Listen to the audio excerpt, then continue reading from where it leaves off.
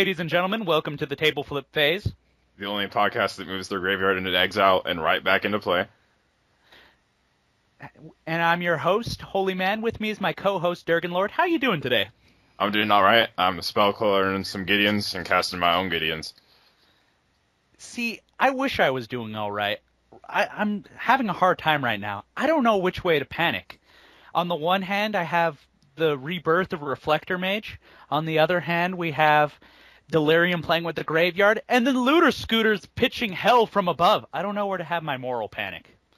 Well, we should start off having your moral panic in both Kuala Lumpur and Providence at the same time. That's a good idea. Well, this last week was a pretty interesting standard weekend with the two GPs going on in a modern tournament. Today we're probably going to talk about the standard since I suck at modern. In standard, there was only 3 archetypes that were representative across both GPs in the top 8, and those archetypes were white-blue flash, green-black delirium, and red-white / Mardu vehicles. Yep. The flash decks. You've been playing the flash decks. Why do you like it so much? Because I love playing Spellcaller and turn 4 Gideons. Oh. I mean, that seems legit. Because basically the flash deck is really reminiscent to the green-white tokens deck, I actually like the blue-white flash deck because I hate playing green. But basically what you do is you have the best one drop in standard, turn 1 Thraben Inspector, into a turn 2 Looter Scooter, into a turn 3 Reflector Mage with Spellcaller, and then you play a turn 4 Gideon, and your opponent just should sign the match slip right there. Oh! I mean, that seems legit. So, the oppression of this deck is just way too much. What's the most useful part of this deck from what you've seen so far? Most useful part is definitely Smuggler Copter, making it so your curve can actually pan out the way you want it to be. So you can pitch the cards that are going to make your curve bad and just draw the cards that are going to make your curve good. Because turn 2 Smuggler's Copter makes it so you can actually cast the turn 3 Spellcaller, turn 3 Reflect Mage, and turn 4 Gideons. And then top it all off, you get a turn 5 Angel that's just going to shit on everything. Of course. What's the keystone of the deck so far? It's basically blue-white spirits that got an upgrade through Smuggler's Copter. Is essentially what the deck is. Okay. So it's a lot like fairies, where you can play at instant speed, which is probably the keystone of the deck, just being able to play absolutely everything at instant speed, aside from maybe your Reflector Mages. Because if Reflector Mage had Flash, that would be probably a banned card. Yeah, I can't imagine Reflector Mage with Flash. I thought we saw the end of Reflector Mage. Is it really still that good at sorcery speed? It is, and I definitely can imagine Reflector Mage at Flash with the last format. Collected Company, Reflector Mage. Cry. Yeah, so instead of instant 2 Reflector Mages and Spellcallers, you just get the flat out pay 3 for good effect cards, which is still pretty good. Yeah, I guess. Freaking I guess. You've been playing the deck quite a bit lately. How has it been faring for you? I played in 2 local game days with it. I was able to top 4 in both of them, losing to Jeskai Control in one of them because I drew a bunch of lands and I accidentally registered a 61 card deck. Pro tip, don't play 3 Idle Chains. And the second tournament, right. I lost to the Mirror because I did not board and Fragmentize when I should have. Because I did not think it killed enchantments too. Because Stasis Snare is awesome in the Mirror. Yeah, I was actually going to comment on that. The 1 Declaration in Stone and 4 Stasis Snare seems like a really good call against other decks like this. Yeah, it's that was like a super good Mirror call because you need a lot of removal in the Mirror because you need to be able to take out your opponent's Smuggler's Copters, their Avacins, and their Spellcallers. So having a lot of removal is good. That gives you a little bit of an edge in the Mirror. So the first place winner of Kuala Lumpur was Yuki Ikikawa's Blue-White Flash, and he has the 1 Declaration in Stone. In second place was Anthony Lee with Skywhaler Shot. Which one do you think is the better? I think Yuki Ikikawa's deck was basically pretty stock. Um, White Blue Flash. It's basically the exact same variant except for it has an extra Stasis Snare and a Declaration Stone in the main. Other than that, it's extremely stock list. I don't like Skywalker Shot all that much. It feels really clunky. Um, just like I'd rather be paying 3 for a Stasis Snare rather than 3 for. Well, it's like I guess it's permanent removal. It just feels kind of clunky sometimes, especially when you're facing down a Spell Queller, uh, or a Gideon, because Skylar shots can't shoot down a Gideon because he's just like, I'm indestructible. I'm gonna hit you for 5. Whereas Stasis Snare Yeah. was just like, whoop. Whoop. I think you need to be All right. accounting more for the mirror rather than playing a Skylar shot, because in the mirror match, the only thing Skylar shot hits is a non-indestructible Avacyn and a Smuggler's Copter. But yeah, killing Smuggler's Copter is good, but basically you can be doing that with Stasis Snare. Um, that's the only reason why Skylar shot would have an edge over Deck and Stone, is for killing All right. Smuggler's Copter. Uh, let's see. What else is there? Sideboards seem like the most diverse parts of all these decks. Yeah, I'm seeing a lot of people play mainboard Thalias for the mirror because that makes your opponent's flash threats horrible. So they're just like, go to combat. Then if they flash in their Avacyn to block, they can be like, oh yeah, I can't block because my Avacyn comes into play tapped. So Thalia seems alright. Some of them are main decking her, and some people are putting her in the sideboard. A lot of people are going with the Gisela Bruna package. Yeah, I've noticed that. I was actually going to comment on that. Was it Yuki?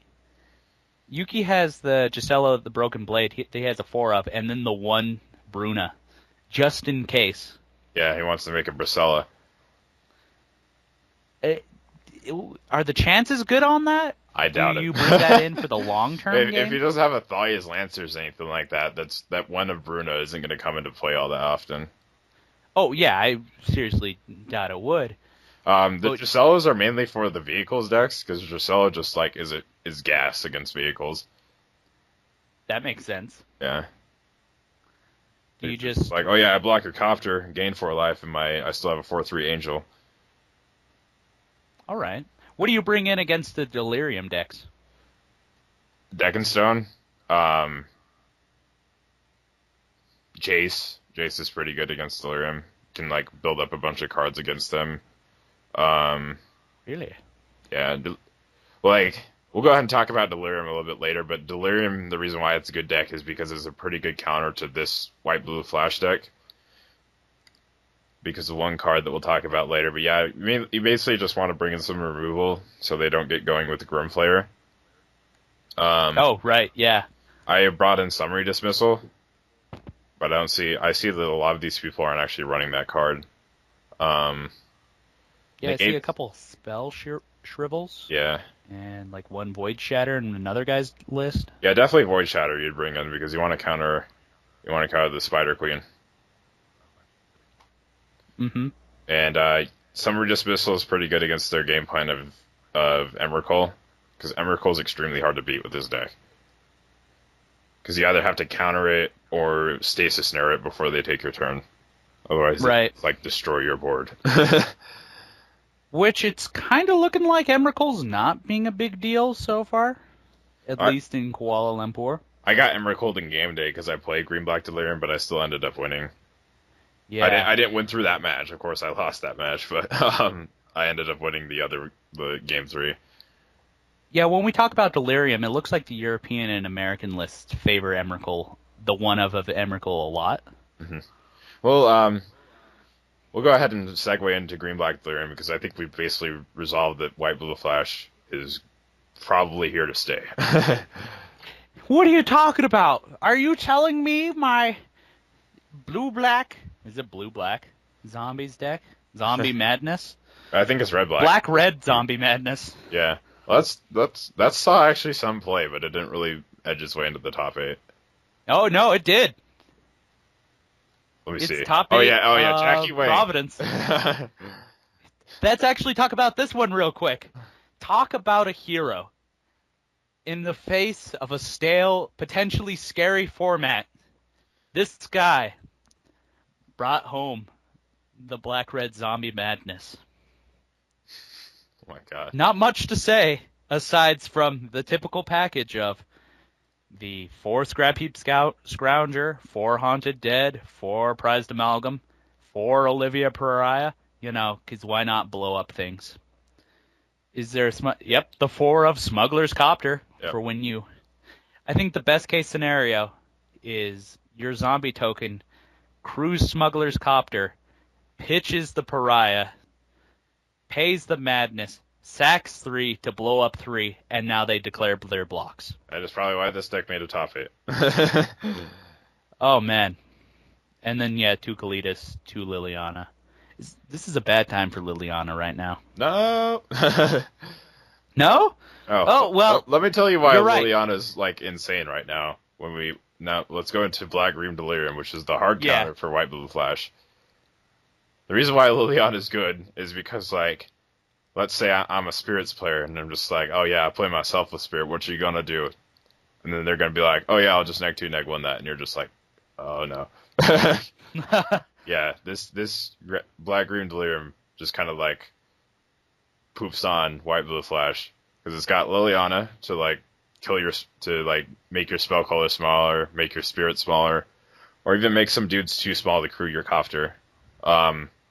They've got the good old Ishkana, which makes 4 reach thingies, and it makes you incredibly hard to attack your 4 opponent's life reach total with your thingies. spirits. Yeah. And also makes 1/2 blocker so you can't house them with Gideon for 5 every turn.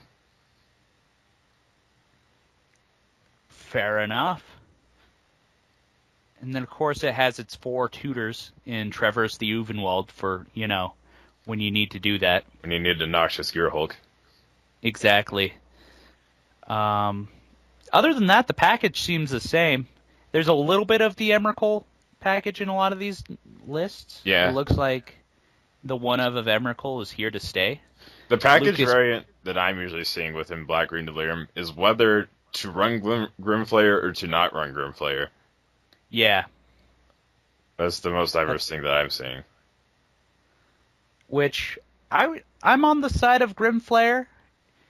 Both former world champion Seth Manfield. Yeah, Grimflayer is a pretty good card. If you're able to connect with it, then you're probably winning the game. I mean, if it sees modern play, it's probably good in standard. Mm-hmm. Because you can smooth out your draws, you can hit Delirium easily, and surprise it. Like, if you already have Delirium, you get a 2-mana 4/4. Yeah. I mean, what's next for this deck list? I think this deck list is pretty solid overall. Yeah. Got some Grasp of Darkness and 2 Murders to take care of the Smuggler's Copters. And basically just try to build up Delirium to turn 5 cast the Spider Queen. Wow.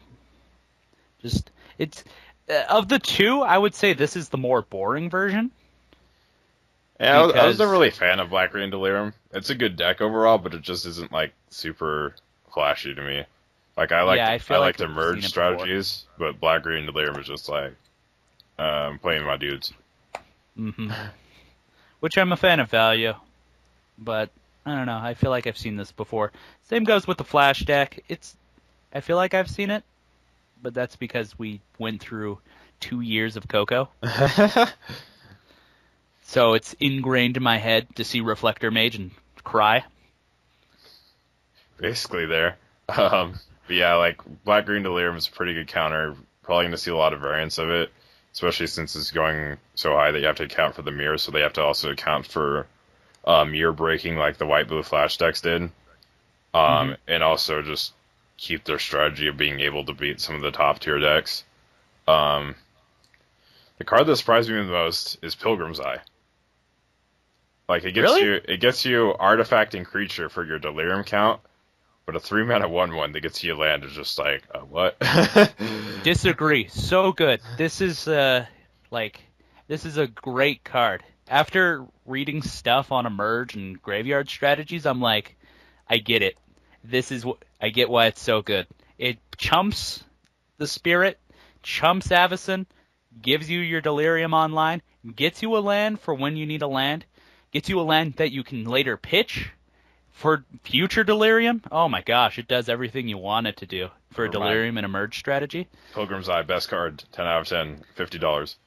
When people said when Turnwald was like Filigree Familiar is the next Thragtusk, uh, I had some hope for it, but this is the better card because it flies and fetches you a land. Yeah. It gives you what you want up front and has later future value. hmm So Yeah, it helps you get your 4 drops online and helps it so you can't miss land drops. Because missing land drops with Delirium, especially when it's against white blue flash, is just a death sentence.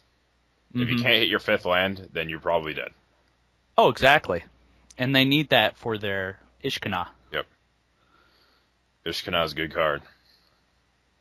I told them, I was like, Ishkana seems pretty good in the future. And they Yeah. all laughed at me. They all laughed. But both Ishkana and Gideon are seeing play. Take that, nerds. And Anyway, Liliana. and Liliana, Yeah. even though 5 minutes ago I was like, it seems a really sad place to be Liliana right now. And I was wrong. Yeah, the sideboards are also interesting. The card that I'm seeing in the sideboard that surprised me is a good old Pick the Brain. I mean, why not? You get a 3 mana situational, what's it called? Memory side? Yep. Oh Why not? Gonna name your Gideon. Okay. yeah, you get to look their hand and then snipe something out of their deck. Exactly. And then some people are choosing to run Nissa. Others, there's a couple of Tireless Trackers that are in the sideboard, which I actually think should probably be in the main deck, especially in Seth's Nissa? list. No, and Tireless Tracker. Oh. I don't know how I feel about Tireless Tracker being in the main deck. I think for Seth, should be running Tireless Tracker instead of maybe Mind Racked even. Mind Wreck Demon. Yeah, well, like It's Mind Racked so... Demon is okay against like red white vehicles, but if you're playing against white blue flash, if that thing gets Reflector Mage, you just feel bad. Yep. That totally makes sense. And now let's go ahead and segue into our last deck of the top 8s here. Red white vehicles, basically stock list. Goal is to get Smuggler's Copter, get Veteran Modus, and make a 4/4 Smuggler's Copter and just start beating them down with it. Wow, I feel like I haven't seen that before. Oh, wait. It's been 2 weeks. That's all we've been seeing. Veteran Motorist sees Legacy play now, I'm sure. Just kidding. It probably doesn't, folks. Don't quote me on that. Smuggler's Copter seeing play in Vintage. I think it did. It has. Some Workshops deck, I think. Wow, that's hilarious. Never doubt it. Can you imagine hooking a sword on the copter? Oh my god. I'm going to put my Sword of Fire and Ice on my copter, swing, pitch, draw a card, pitch a card, draw another card, bolt that. My goodness. That's just ridiculous. This is pretty hilarious. But yeah, they're mostly red-white vehicles decks. I believe one Mardu vehicles deck made it in the top 8. I think it was in Kuala Lumpur. No, I'm pretty sure Kuala Lumpur had 2. And Yeah, I that's think. like... Oh, there's 2 Mardu vehicles. Oh yeah, it was it was 6 white blue flash and 2 Mardu vehicles. Yep, 2 Mardu vehicles. Um, Is that a continental difference? well, America likes its red-white, and the other places like their Mardu? the other places must like their unlicensed disintegration, which is the reason why you get Mardu there, and also Scrappy Scoundrel because recurring Yeah. threat. I guess it depends on who you are, Yeah. how you prefer your value. I like the basic red-white vehicles deck a little bit more in this like kind of meta right here. Oh, yeah. Because it it definitely is able to go. What's the best way to put this? Patrick Chapin and Mike Flores talked about how this deck is secretly a mid-range deck, and it can definitely sideboard into that kind of strategy, which seems pretty good against helping your case against Delirium and Flash decks. Hmm. Yeah, because Martyr Vehicle just basically needs to keep the Smuggler's Copter up their backs and just apply a Mm-hmm. lot of pressure so White Blue Flash can't cast their Gideon and run away with the game. So as long as they're applying as much pressure as they can, they're looking pretty good. Oh yeah, and you mentioned earlier Harness Lightning had a terrible week, Yeah, and yeah, even the Red White Vehicles decks are only running 2 in their main board. They're opting for 3 Declaration in Stone rather than the 4 Harness Lightning. If you look at the Cool Emperor, they're actually the Martyr Vehicles decks. One of them is running 4 Harness Lightning. Let me check the other one. The other one is also running 4 Harness Lightning. So where's Kuala Lumpur exactly? Like what country? I believe it's India. It's India. So those Indians like their Harness Lightnings a little bit more than the Americans do. And I still think it's a good card. It takes care of spell colors. It takes care of smugglers' Mm-hmm. cofters. Um, it will even take care of an Archangel Avacyn with the indestructible trigger on the stack, as long as you have like a spare energy from like an Aether Hub or another Harness Lightning where you killed the smaller dude. Right. It's bad against Selfless Spirit though. Oh my god, is it bad against Selfless Spirit? Oh yeah, well that makes total I've sense. had multiple times in a turn where my opponent was just like Harness Lightning or Selfless Spirit, and I'm like sacking response. They're like, oh, okay, I get 3 energy. I'm like, you don't get anything now. They're like, what? That's how that works? Damn right. But yeah, I kind of like this top 8. It was a pretty good top 8. Um, Oh yeah. I kind of want to switch to modern a little bit. I'm not a huge modern player, but I kind of want to at least acknowledge the SCG Modern Open that took place. Um, the winner of the tournament was Bant Spirits. Yeah. So blue white flash is a thing in standard, and now we got Bant spirits in modern. What kind of world do we live in? Well, Bant Spirits saw play at the end of last season, where Seth Manfield brought that to the World Championships. He brought a Mm-hmm. standard version of that, and basically what Caleb Durwar did was he brought this into modern with Drogskol Captain and good old Guys of Saint Traft. Which both great cards. and Not both get doubting that. and you can both hit them off of Collected Company. Yeah, So Coco hitting is Drogskol Captain and like Spellcaller off of Collecting Company is dumb. And also strapping a Steel of the Godhead to your Guys of Saint Traft, making it unblockable and giving it lifelink. It's pretty good. hmm Oh, well, of course. I don't see why not. Second place in the tournament, which was one of my favorite modern deck lists, is good old Ad Nauseam. Ad Nauseam. Ad nauseum. Ad nauseum. Ad nauseum. Oh yeah, I done did that. Said that. Where But yeah, ad the deck's nauseum. goal is to Ad Nauseam for their library, draw their entire library, and live like with an Angel's Grace or a Phyrexian Unlife, and then Lightning Storm your opponent to death, or draw a card with a Laboratory Maniac on the battlefield. Which yeah, it's been doing good. Yeah. Isn't that the same deck list that also runs Madcap Skills and good old? Oh no, this one doesn't. Doesn't run Madcap Skills. You mean Madcap Experiment? Oh yeah. Madcap Why would they Skills run Madcap Skills? is the Yeah. Aya Hexproof enchantment. Yep. What do I know? No, I think Storm, that's their sideboard package, is Madcap Experiment into Platinum Inferion. That's right.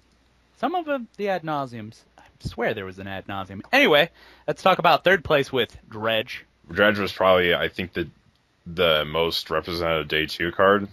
I mean, day 2 deck. But basically, it's just because it got a lot of enablers from Shadows and Eldritch Moon. Oh and yeah. and even and even good old Kaladesh with Cathartic Reunion. Or I'm gonna pitch my Golgari Grave Troll and my Stinkweed Dip, and I'm gonna dredge them when you draw. That's what. Yeah, it just this is definitely probably the most popular modern deck on the open circuit right now, Yeah, just because you have so many important people running the deck. Ross Merriam, Tom Ross was running it for a while. yeah. It's a pretty solid deck. Vulnerable to hate, but as you can see, even the hate doesn't really matter because it still pushed 2 copies into the top 8. Right. So, just a I don't know, just a solid deck Yeah. overall. Then we got Scape Shift and Affinity, which speak for themselves. Um, Yeah, no need to talk about that. We know what they do. They beat face. you got Gold Jeskai Flash, which I believe Jeff Hoogland played for a little bit there, but it's basically kind of like um, Jeskai Remember that Spirits with blue white Snapcaster flash Mage. deck Yeah. from Standard? It's that. Oh boy, more flash. It's They're gonna basically nerf flash now Jeskai because Spirits of with all of you. Cryptic Command and Snapcaster Mage, which is not a bad combination. No, it's not. Then we got then we got Zoo, good old Zoo. Oh right. Again, speaks for itself. Yeah, pretty straightforward. And then dredge again. Yep. Oh boy. And this is why we don't talk about Martin that much. They're just like, oh yeah, there's these decks now. They do things. Remember last week when we talked about affinity? Well, it didn't change. I guess that's how standard's going to end up in a little bit if the top 3 decks remain the same as well, but who knows? Who knows? All right, you want to go ahead and move into finance? Yeah, let's do finance. All right. Um, Selfless Spirit went up, of course. Whoa, Gideon's who would have thought? um, Gideon went up partly to its performance in White Blue Flash, and also the good old R&D announcement that said Battle for Zendikar is going to be in standard for another year. Oh my gosh. So Why? we get to face another Gideon. And actually, since last week, Gideon's actually went up again. He's almost a $30 card now. Dang. I thought that was the point of whatchamacallit. I can't talk. Oh my goodness. The point of the expeditions. Oh, Why? if the expeditions weren't there, I'm pretty sure Gideon would be like $60 Jace Prince Prodigy. It You is speak just the truth, an but I excellent don't want to card. accept it. Yeah, Selfless Spirit is a $10 card now. Um, whereas before I think it was like $5 when it originally came out. Mm-hmm. Um, Steel of the Godhead went up to $2 because of it appearing in the Modern Open Oh there. my gosh. Of all the random things to go up, of course it's that. Oh no! Of all the random things that go up, Norn the Wary went up by 30 cents. I'm actually looking at that right now. You know, why not run Norn Sisters in Modern? It's a good deck. It does things. What else has gone up? Good old Howling Mine, Fiery. Nothing in Standard, it feels like, went up, really. Jace went up a little bit. Oh, yeah, he's Yeah, been seeing a lot more play since the Pro Tour, so that makes sense. yeah, things have kind of balanced out since the Pro Tour. Because after the Pro Tour weekends, like everything moving. Torrential Beehulk, it's a $30 card.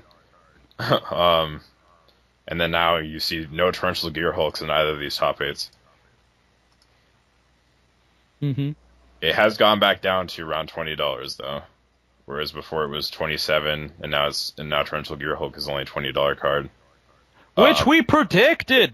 All We ha- said yes! All Hallows Eve went up to $200 because of the good old Halloween price spike. Now it went I back can't down to wait. $150. Oh, okay. I'll take it. Why not? I kind of want to give a shout out to Eighth Rift Marvel for going up to $20 and then moving right back down to $9. The hype happens, but the hype died.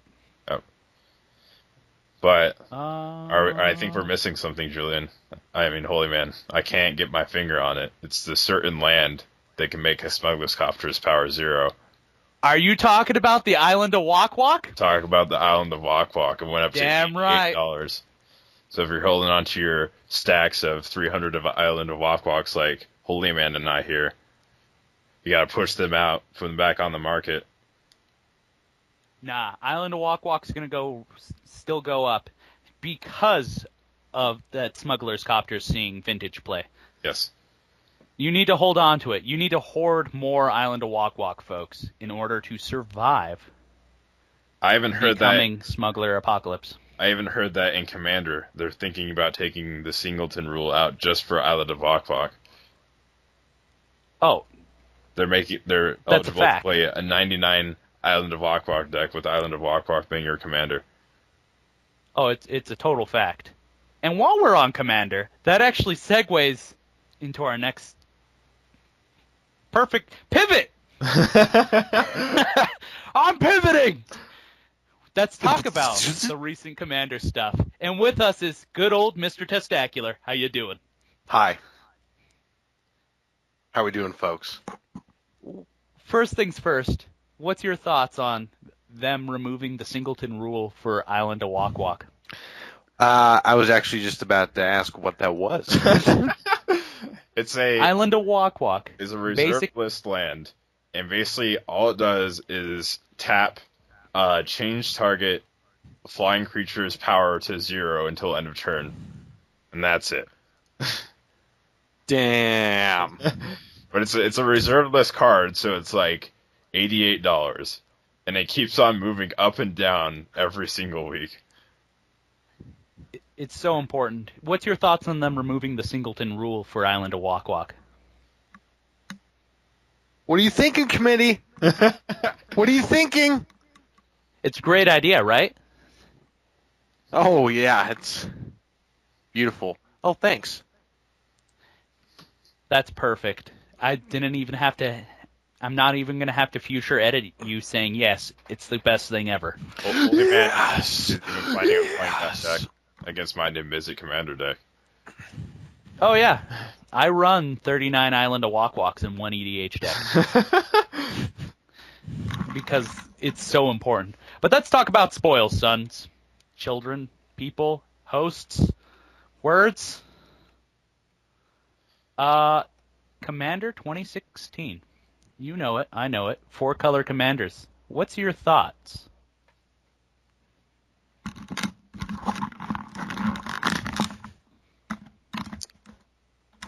Whose thoughts do you want first? Well, you're our residential EDH expert, so why don't we start with you? Well, hi, folks. I'm Mr. Testacular, is what a lot of people call me. I played EDH for, I would say, 3 years now. It's been going on that we've been playing EDH. I learned Magic from none other than Holy Man here, and it's been a really good run. It's been a really fun game. Really good spoilers. 4-color is pretty great. I mean, we've seen 5-color, and there's plenty of things that you can do. Slivers, we don't talk about them. So, I mean, to have 4-color and just have different potential combos and different just different synergy with different colors going on that are enemy and ally is just good. It's just good because some people don't like a color. Like, if I could just get rid of this color, I could rule the world, and then now we can do it. What about you, Durgan Lord? What do you think of this set? I like the 4-color commanders. It kind of prevents like the EDH catastrophe is going on where people want to run the Nephilim as their commanders because there's no actual 4-color commanders yet. And yeah, what Mr. Testacular said, you don't want to run a certain amount of color. Green! What was that? Whoa, who said that? The non-green commander is actually really fantastic. Actually, it's got potential to combo out. It's got potential for some other certain things. So yeah, it's a good time. I like Brea. She's pretty cool. I am going to totally do like a Mishra splash white. and maybe you can do like Shroom combos and Thopter Foundry combos and different things like that. I just like Oh, the dang, you can. ability to have white removal, white search. Mhm. Um, you could do white walkers and do some stuff like that. Uh, it's just an overall really good color combination to have for just straight control. Um, I love the Miletus brothers. I'm actually going to make a list for that, and I know everyone thinks it's ridiculous. Any Spike would think it's ridiculous to make this deck. But that thing has a fat ass. I shit you not. It really does. It's a 2/8, and it's magnificent. And Your the potential, Anaconda don't? yeah, the potential in the deck is really nice. Yeah, I So like the latest Rose too. I like the art, I like the flavor, and I like that ass. yeah, uh, pretty much. I kind of want to make a group hug chaosy kind of deck. It's not going to be competitive, but I kind of want to make a toolbox based things against the competitive deck. Like I see Arkham's going to be in my meta. So, big things going to be like, oh, Mana Crypt, Soul Ring, going into Mana Vault. I'm going to be like, I'm going to put in a Misstep in here. I'm going to put a Smelt in. I'm going to put in the Vandal Blast. I'm going to put in this Path You, because I you need to sound a deal little with it bitter. early. So, I'm going to deal with it. That's it. Carpet of Kerrigan Lord, Flowers. which one's your favorite four-color commander? We've heard Mr. Testaculars. What's yours? I really like Idris, even though, like I said, green's the worst color ever. What? Um, but I like Idris a lot. Um, it makes all of your spells blood braid off, I mean, Right. and if you give him double strike, it makes all your spells Maelstrom Wanderer. Right. Really good. Really fantastic card. I Yeah, like value. I'm willing to play green as long as it's extremely fun or That way, extremely hateful, like my the leaderboard fact deck. the fact that it had trample, I didn't even see it had trample in like the first couple seconds I glanced at it, and then I'm like, oh, you are just geared to be a dick. But here you are, and then now it's going to be I think it's going to be a really good commander to play.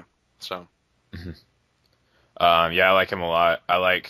I don't mind playing green as long as I can do something ridiculous. I have like Azuri, in fact. you can Um, fix your color. A green will search out your color, and you will be like, yes, and I can just do Sylvan Scrying, and I'm good. I have Leovold where I get rid of my opponent's hand size. But Yeah, yeah. Mm-hmm. yeah, Turn three wheel, not good. I like Idris a lot. I like Brea. I like sacrificing two artifacts and turning them into a lightning bolt. Oh yeah, and then to gain life in Mishra, just to hold out the combo is fantastic. It's what I need. It's good. Yeah, Might even put Mishra in the 99. Probably not, but just because it'd be hilarious. Just yeah. because he's held me out for a long time in EDH. You could do So that Card Clan Ironworks combo with Thopter Foundry and Sword of the Meek, and you right. get infinite mana to throw your artifacts at things and just win. Oh You yeah, get like lightning the bolts red. everywhere. A lot of people say red is not good in EDH. For the damage base, no. Artifact recovery, oh, ladies and gentlemen, you're missing out if you're not splashing red in for your artifact decks. That's why I'm excited for this card. So Doesn't this deck also come with Ready? I heard that. I didn't see the spoiler, but I did see Reddit said it was a reprinted in there, which is really, It really is. weird. But Yeah. Speaking of red, let's talk about the one who doesn't have red, Atraxa, Praetor's Voice. So I was really excited for good. this color combination until I realized it dealt with 1/1 counters, and then I was like, I eh. understand the frustration there. I think the fact that it has four abilities for the 4 mana, which again is not like the super easiest thing to come across all the time, but it's in green. I think green can handle that. She's fantastic, and just the fact that she proliferates. I already know a couple players that want to go walkers, and just the things that they've spoiled, like the creature that doubles permanent counters and everything like that. It seems like a really solid thing, and just straight control, or in your case, graveyard would be a fantastic strategy to do. So. No, yeah, I like the idea of these colors for like a super graveyard strategy, but not Atraxa herself. Right. She's just there. Yeah, and it's always going to be based on your deck, but she's just there to be like, oh, here we go. So, Hmm. Let's really solid body on the field. let's talk about last one, Saskia, where you choose a player and then you're just like you. You gonna die today, son. So I actually like this one because I like the idea of super Abzan. Because why not combine Jund and Abzan to make the super mid-range deck? Bloodbraid Elf and Siege Rhino together My as God. one family. Literally, like when you read this text, it's like a caveman. It's like when you take damage, you take damage. I So feel like my Siege Rhino needs a Mage Slayer. Here you go. this screams just to me one-on-one counters. You can do walkers. You can do like the biggest, baddest mid-rangey colors with this if you wanted to.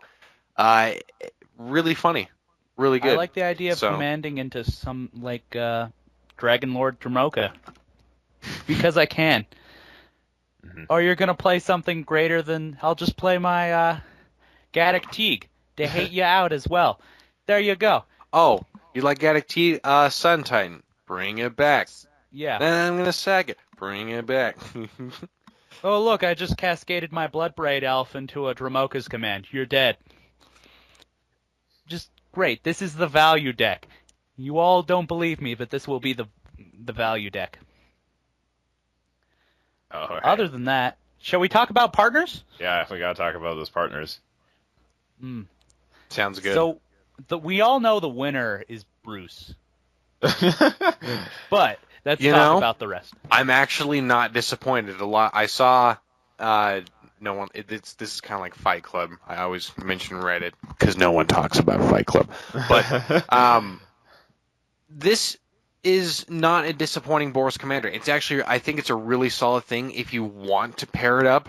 Splashing something in your Boros deck, that's fine. I mean, I never see splashing a color in EDH. You either go just a guild color or you go a full shard and get that full Yeah. benefit from all the colors. But still, he's a very solid guy. I did see a Well, lot of look at those comments where pecs. Of course, he's a solid guy. yeah, the guy, the fucking ox in the background is just like, really, this is a disappointing commander again, really. No, but it really is fine. It's good. It can partner when he enters the battlefield or attacks, so you can flicker. And White's Oh, I didn't pretty think about famous for that. that. So, human ally, so you can search him out for Mardu. And you have what's his face from Battle for Zendikar. He was the stereotypical dude, Munda, Ah, where you can Munda, search for some allies. So the again, most being forgotten a human commander. ally, you could, if you wanted to go tribal, you could. He's in addition to like general Tazri decks, Mhm. but he's still cool. Oh, So he's I don't just think he's that Reinhardt in disappointing. his younger days. I live for this ox. Which one do you really like, Durgan Lord? Stop listening. I don't really like a lot of these guys that much. They're okay. It's just not like I'm a guy who's just like, oh, this isn't that powerful. I Of think course, because you're Adil. the spikest spike. Yeah. I think Kadil, chosen of Crowfix. I really said that wrong. Kadil, chosen of Crewfix, is really, really nice. Drawing and getting a mana for each card that you've drawn this turn. Yeah, the Really, friend speeder really decks are solid, gonna like nice. her. Yes, exactly what I said. I super disappointed in Sealess Ren. I was like, why are you doing combat damage in Demir? I know you're wanting this rogue thing going He should on, be which he's not even a unblockable. If like yeah, he literally should be a human rogue. He's just a human. But if you're wanting me to do that tactic, give me that, give me that satisfaction of a human rogue. Well, you know why he's not a human rogue, right? No, I It's probably because they can't fit it on the text line. yeah. legendary artifact creature human rogue. What does that say? Give me glasses. Back in my day. But yeah, Oh, excuse me. if I had to choose a commander, it'd probably be Crom. I like Crom because it's the closest enough to a hypersonic dragon commander that I would ever get. Crom is just hilarious. It is reverse Jorian. He knows what he's doing. Does he have wings? Oh my He's got gosh. like the electric wings. Yeah, he's flying haste. That's amazing. That's my Go text. ahead. Excuse me. Hey, Zenyatta. I like how we're all focusing on the enemy colored ones, and then there's 5 allied color ones. But Is it the fast allied race? color ones, oh, of course. I'm not doubting that, and we'll get to the most controversial card in the set in a little bit. The Golgari ones, the Rayhan, the last Abzan seems pretty good for Gov because 1/1 counters, and then the other True guy, that. I don't know, the Usurper, Ikra, just I don't know, it's a Naga wizard that gives you gain life equal to the creature's toughness. That's really disappointing in my opinion. Yeah. Some decks are gonna love it. Saproling, not Saproling. The green black hybrid. Partner her with something white so you can run Doran. Yeah. Oh, the Oh, one exactly. with Menace. Yeah. Ikra Shadiki, the Usurper. Usurper. Well, she's a 3/7. Oh yeah. Correct. Yeah, 3/7. She's a big butt too. I think it's pretty sweet if you wanted to go aggro because you're getting a benefit of just life gain in general. So You should edit in Sir Mix-a-Lot whenever we talk about big butts. Oh, I'm gonna try My to do ink. that. Send me the sound clip and I'll do that. What's your guys' thought on Isha Ojatai's Dragon Speaker? uh, it is it is very I think it's still pretty cool. Just the fact that it's got flying because you have stuff that is the same effect like the Hydra from Origins. Mm. So Mhm. Well, it starts out as a 1/1, which is not that good. Like it's like the Sunsquirt Regent from right. Dragons. It was like a 5-drop, and it starts out as a 4/3 with I think it's got a relevant text too. Yeah, No, it you just gain has a flying. life. As Yeah. a blue creature, it's a little slow in its ability, which Yeah. is fine, but it can still give 4-drop you a for a benefit at 1/1 some is point. lame. It's whatever. It's there. It's gonna be budget commander. It's gonna be there. You can partner it if you want to. So We got a Goblin Sidar Berserker. Kondo. Oh yeah, Goblin Berserker. That's going in Grenzo. It's a goblin. It burns people. Oh my gosh. yeah, For the first spell each turn, he deals damage. To this equal to guy's that this spell's guy's on. converted mana cost. Is that guy on Tarkir right now? Is Yeah. that what the point Yes. is in the back? That's Yes, fantastic that is art. Ankle She's- Shaker Really she's nice. Sarkon's in friend. the. Yeah, That's fantastic. a great card. It's a 2/3, easy to get with Grenzo. I love it. Yeah. Just really quick. The person that was really weird was Akiri, Line Slinger. I don't know if you already spoke about that. It's a random card. Getting +1 for each artifact you control. There's some things you can do with that. It's still gonna. I still feel like the deck's just gonna be really based on just early damage and just like trying to be like, okay, am I hitting you hard enough? Is this enough artifacts? Is this enough commander damage? The fact that it's an 0/3 is really disappointing. But Didn't we have this card in Oath of the Gatewatch? Yeah, she feels like an oath card, but it's not. yeah, Like renowned core weapons soldier mancer? ally. So again, it's another thing that you can add into your tribal deck if you want to. But I think it thrives more in equipment, which you can have some great access to now. Like something like Sigarda. What is it? Sigarda's Blessing, where you can play in equipment on Instant. at instant speed. We've already had a couple cards like that, including creatures, but again, benefit like that's what a player always wants as a Voltron player is to slap on equipment like EOT and being like, I'm going to smack you for a lot. So I really Here's- like the fact of that, but still, it's a little. Weapons Trainer from Oath. It is a 3/2 for a red and a white human soldier ally. Other creatures you control get +1/+0 as long as you control an equipment. Yeah. Akiri feels like the slightly better version of that. Yes. In my opinion, it's actually kind of slightly worse. Yeah. Yeah, 'cause it's an 0/3. It's lacking. It's lacking. I'm surprised that you were using Tracios, Holy Man. I thought this card was a little strange. and it's kind of luck of the draw too. But again, you're in green blue. The body is a 1/3, but it's a 2-drop. So Here's the way I really see it. strange card. You Coiling Oracle pair on him stick. with Yeah, pair him Correct. with Ravos Soul Tender, so you have your 4-color graveyard stuff. So he's your utility, the other guy's a utility, and their colors together enable shenanigans. Yeah, 'Cause now I can run super. the Sultai. one political disadvantage though is you're showing everyone what you're getting. Of course, just showing your opponent, hey, I'm about to get this advantage and you're about to use it and it's going to happen anyways. Of course, we're going to see that. Of course, get that, take that advantage of just getting an advantage. But your Right. opponent's going to know what you're going to be getting, revealing. So That doesn't bother me at all. I'm like, that deck is going to be mostly graveyard, so they're going to know what I have anyway. I feel like it can matter. I play Courser in a lot of my green decks, and sometimes that's a situational EDH card, but I feel like it's really nice in green cards. Mm-hmm. And a lot of people I'll be like, oh, there's a Vigor on the top of my deck, or there's a Blasphemous Act now, and it's only turn 4 at this point when I play the Courser, but it still reveals something as a threat, and then people focus you out, and which is really, Right. that's just how EDH is. But you could have a 16-man pod, and who the hell knows what's going to happen. So. Do you want to talk about the best card in the set, Durgan Lord? Is it Ludovic? Oh, no, not yet. That's the most controversial card in the set. No, I'm talking about Magus of the Will. Oh, man, I love Magus of the Will. Pretty sweet card. So I have Magus of the Wheel, Magus of the Will. Next set is going to be Magus of the Whale. Magus of the Whale. Yeah. Whale of player. all the very disappointed EDH players. No.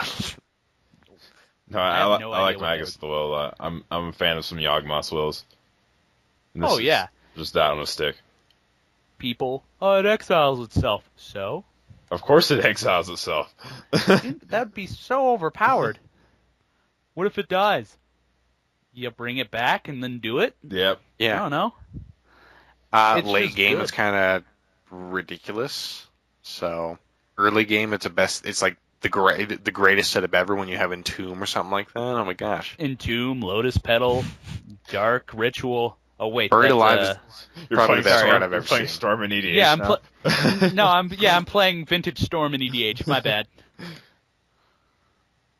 What do I know? I couldn't afford Yawgmoth Wills, so I'm playing Magus of the Will. One card I kind of don't like from the set, because there's always like disappointing cards throughout the set. Goblin Spymaster. I was hoping for it was another Rabble Master. The art suite, it's Napoleon the Goblin, and then it just gives my opponents 1/1 red Goblin tokens. But it makes all of their creatures attack. That's what the goblins do. So the Oh, goblin, the 1/1 red goblin has relevant text. They create a 1/1 red goblin that says creatures you control attack each combat if able. yeah, but they'll attack So me. it's like Goblin Diplomats that gives your dude's goblin. I like Goblin Diplomats only when I can control Goblin Diplomats. Yeah. But this one's like not so much. I don't know. It's just I feel like I'm being punished. I Yeah. feel like someone's gonna be like, "Oh, you did that? I'm gonna hit you." They have Wheel of Fortune Durgan. Wheel of Fortune Durgan. That's just a solid card. In general, what's your thoughts on it, That's all right. Testacular? On which one? Runeborn Hellkite. Runeborn Hellkite. Isn't that's a reprint, correct? No. It's a new card. Oh, really? I thought I've seen this. I swear I've seen a card It's like very this before. similar to. I think it's I mean, it's all right. It's just a stereotypical wheel effect. Again, Leovold players aren't going to care, well, but it's a right it's card. still there. So Yeah. Maybe Nekazar, but like I think Nekazar has better options. I think it's a very stereotypical Yeah. dragon. I think it's and if you really need to get rid of your hand, Durgan way to Lord, are you gonna get something take to that? draw. It's a stereotypical looking dragons or I don't know. It's dragon not a dragon stereotypical? that I would put in Niv. So Oh no, that makes total sense. You kind of want your hand. this is how I rate dragons. Would I put it in Niv or not? And this is not one that I would put in Niv.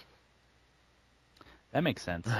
Should we talk about the Undaunted cycle? I love that I love Undaunted. Ah, yes. Let's start with the Wrath. Because, everybody loves a good Wrath.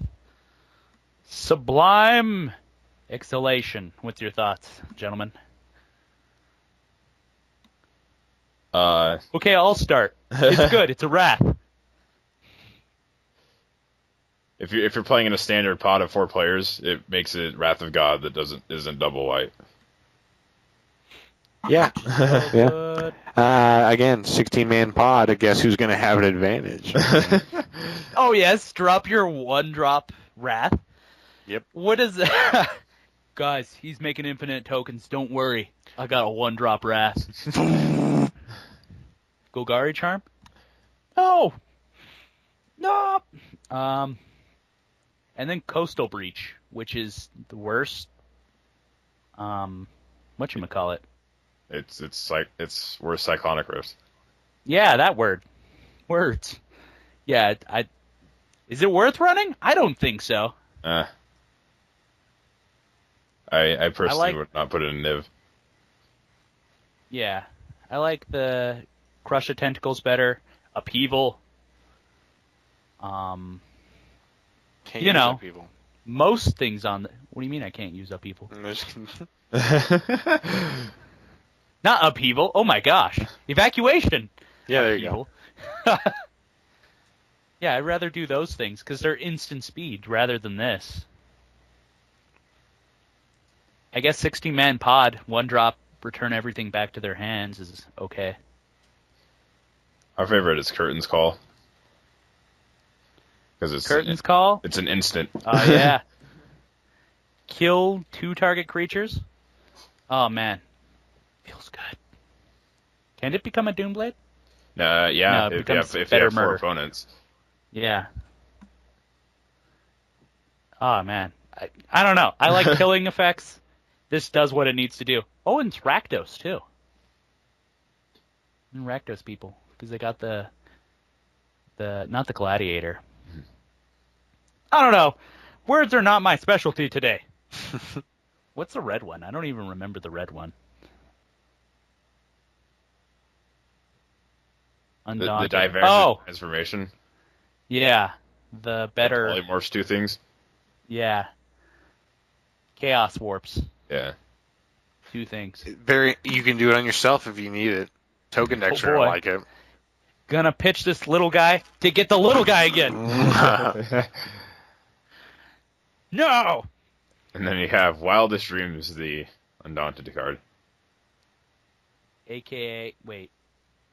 Isn't it Seeds Renewal is the Undaunted green one? Yeah, I was just like, Wildest Dreams is better. Oh, yeah. Oh, no, of course. This is like... okay? I don't see why I would want to run it. Mhm. Personally. And then, yeah. So every deck is not getting Chromatic Lantern, which makes no sense. What You know about what the Prism artifact? I'm not sure on that one. But I know the Invent Superiority, the Bria one, is not getting Chromatic Lantern. Even though it's probably the deck that needs it the most. Because it doesn't have green. Like, nah, artifact in an artifact deck? That's silly. Bunch of silly gooses. Alright, I guess we'll talk about the most controversial card in the entire set. Vivek? Yep. Thoughts, gentlemen? Does it ruin flavor? Or is it okay? Yes? I'm a bad flavor judge. Flavor judge? Yeah. I have no Vorthos. If my opponent attacks with Gideon and kills my Jace, I'm like, cool. I'm not gonna flavor judge. Legit. Flavor judge. This makes no sense. I don't know. It's a 1/4. It's not like it's a 3-drop. Is it Planeswalker? Is it Commander? That's how I just see it. Ludovic Planeswalked away after Emrakul showed up. At the beginning of each player's end step, that player may draw cards if another player dealt other than you lost life this turn. It's okay in 1v1. Yeah? Makes it so you can only get the benefit out of it. I heard they're banning partner in 1v1. Like, you can play the Really? commanders singletonly, but you can't have partners in 1v1. I think. If that's the case, then we need to resurrect tiny leaders right effing now. Why? If you can't play partnered 1v1 as it already is hard as it is to get a 4-colored base, then I don't know what you're doing. Well, 1v1 is a bad format. And the It people who run is. the ban list is It is. bad. Aloro's going to be not banned because of it. So Oloro's not banned in it? pretty much, you're going to be at 20 life now. So, Oh. Yep. Yep. There's no point. Told you. No point. Yet, Ludovic That's apparently starting. ruins flavor. If you didn't know that, folks, 1v1, November 11th, when these decks come out, when you go to your local tournaments, it will be 20 life. So bring your legacy cards, because it'll be fun. Lightning Bolt's a thing now. Right. Oh my gosh. Lightning Just Bolt's go always off. been a thing. In my heart. You could run the... You guys have heard this Sidisi Undead Bazaar Storm deck, right? The Sidisi Storm deck. Yes, you just run like Lotus Petal and a bunch of stuff for Storm. Mono black or the It's mono black, Sultai? yeah. Interesting. And you just tendrils for the win. Wow. Right. Yep. I've heard of that. That's freaking Yeah. hilarious. Oh yeah, so you can run that now in 1v1. Unless they ban something. Which wouldn't surprise me, because Treasure Cruise is banned. Yeah, like, I I'm hate not them. sure if that's true or not. It's just something that I heard on Reddit. Like, I heard somebody said on Reddit, and like a lot of people were like backing up that that's something that's going to happen. Is that when this comes out, that 1v1 is not going to allow partner to be used in 1v1. They're going to allow the commanders like singleton, but not partner. They're not going to let you have two different commanders. Mm-hmm. French EGH is just the fun police. Oh, I totally agree. They're just like, no Treasure Cruise, no Dig Through Time. But you can have Grizzlebrand for some No reason. Marath. Yeah, no Marath. There's no point. I'm going to stick with my... If I'm going to play 1v1, I'm going to stick with the regular rules. Because it's going to be huge. Good stuff. So you want to ban Necrotic Ooze? Mm-hmm. Oh yeah, reprinting Necrotic Ooze is pretty good. Oh, and Scavenging Ooze, too. That's sweet. No, I was saying that they banned it in 1-on-1, Necrotic Ooze. Oh! That's lame. See, there's no point. Oh yeah, Oath of Druid saw a reprint in the set. I don't know if for all you vintage players out there. All right, do we have anything else we need to talk about? We could definitely mention what we talked about at the beginning of the podcast, the good old moving cards to the exile and putting them right back into play. Oh yeah. Let's talk about that. So, Kent Ketter. over the weekend here with the GPs and the SCG Open, we had a couple of rules controversies. The first one I want to talk about is Oliver 2 had a bit of a too bad of a bad time. Got DQ'd from GP Providence for bribery. So what happened was, in the last round of GP Providence, there was a pro point on the line, and Oliver 2 was talking to his opponent, and somebody overheard the word PayPal. And so the course of judges are just like, all right, let's crack down on this shit. What they did was they pulled two players aside, interviewed both players. Both players' stories were completely different than the other. And so they disqualified Oliver 2 for bribery because they're saying that he was bribing his opponent with PayPal for a match result.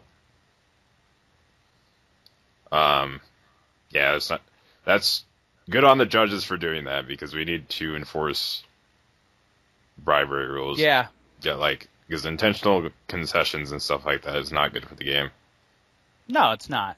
And a lot of people were like, no, this is a problem with the system that they thought this was bribery. No, it's in consent Well, words. bribery Yeah, go ahead. always exists in tournament Magic because you can say it in such a way that you can get away with it. Like I can tell my opponent, second place gets all the facts, first place gets the like. Let's say I'm in a PVQ. I go second place gets all the facts, first place gets the invite to the RPTQ, and my opponent goes, "Sounds good," and I go, "Okay, would you like to concede to me?" And the opponent goes, "Yes." um, that's basically me saying, if you concede to me, I will give you all the facts, and Hmm. that's those are the exact same things. But one sentence is banned, while the other sentence is not. Right. And people were trying to justify what he did as okay because of the other way you could say it. Mhm. Which, I don't know, I disagree with. I know long days and people wanting the pro points and all that stuff, but I think overall it's better for for the game because it discourages that kind of behavior. How do you feel about that, Testacular? I think it's I think people need to realize something about Magic. It's a game, and you're gonna have every single person struggling in their own different ways to play the game, to buy the cards that they need, to take the time to sit down and have the respect from another opponent to be going through the exact same thing, a regular, good game of Magic, and whoever wins or loses, that's how it goes. Because the game's already cutthroat. So we might as well just follow good sportsmanship as much as we can because I know we all get angry, but don't cheat. Just play the game. And if you win, you win. You lose, you lose. And life goes on. Do I remember what happened in the last tournament I was in? No. You play it out, and no one will remember it. We'll only remember that someone won. If you go out there and cheat, we'll remember that forever. That's what we do as a Magic community. So Right. Speaking of sportsmanship, we'll go ahead and talk about what happened in a match in the SCG Open. So here's the rundown of what happened. I don't remember his opponent's name, but Kent Keder was playing an opponent. Kent Keder was on Dredge. He has a couple of cards in his. I believe he only has one card in the graveyard. So this is not like a Yep. very often in play, like a really like huge controversy because it's not like that relevant, but it still is relevant.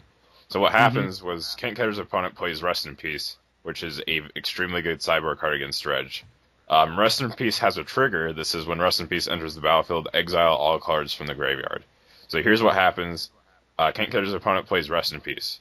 Um, Starts writing down his life total on the pain land that he used to cast it, and Kent Keder moves his card from the graveyard for a brief moment and then brings it right back, and then calls a judge because the opponent said pass turn. And so he calls the judge over and says, "My opponent did not name the trigger on Rest in Peace." And he says, "My graveyard is not exiled." And the judge ruled in favor to him and allowed him to keep his graveyard in play. Um, right, and I wasn't saying that he was cheating, but again, it's a respect and sportsmanship to that Ken doing that kind of move to someone. Just overall doing something that's just very nerve wracking to another player. yeah, Actually, just because we have all little nitpicky things, but to do something like that is just really disrespectful. yeah, and that's called So rules lawyering. Is basically when technically something is supposed to happen and you take advantage of your opponent not actually naming it, because Rest in Peace's trigger is not a may, it's a must happen when it enters the battlefield. Exile all cards from all graveyards. But even in competitive REL, they still have to say this is a thing that's happening. Um, Hmm. what Kent Keter should have done was just left his freaking Conflagrate in his graveyard. I mean, in exile, and just be like, okay, cool, because the opponent was writing down his life total with his pain land, and like when he passed the turn and realized they can't put his Conflagrate back in his graveyard, he was just like, what happened here? But yeah, it was pretty. Um, Kent got a lot of flack for it, even from his team sponsored card hoarder, because there Hmm. erupted like a huge argument on Reddit on whether card hoarder should even keep him on the team at all. I think what card hoarder decided was that they would keep him on the team, but if any like rules lawyering happens on any member of the team in the future, it's like they're gonna immediately kick them off the team, like if they see them in rules lawyering during a match, because Technically, it's a legal thing to do, but it is not ethical. It's not good magic. Right. I like you said, I don't think either one of these players deserves to be kicked out or punished by the DCI or anything, but it serves as an example of like what you shouldn't be doing in this game. Yeah, because good sportsmanship, following the rules, it makes for a great experience for both the viewer and the for both viewers, like on like streams and both players on either end of the table. Because you always got to Hmm. remember your opponents are humans too. Right. I agree. We discussed a lot today. Yes. Yes, we did. All right. Anything else we wish to touch on? Nope. As always, have a good game of Magic. Never get discouraged.